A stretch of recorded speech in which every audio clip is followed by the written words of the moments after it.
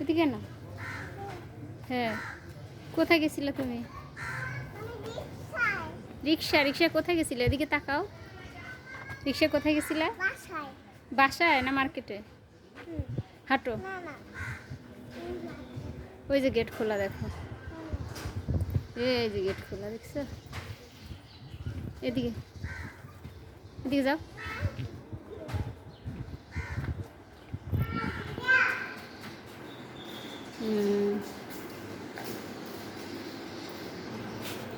উঠেছো? ঠিক আছে, টিপ দিবে না। হ্যাঁ।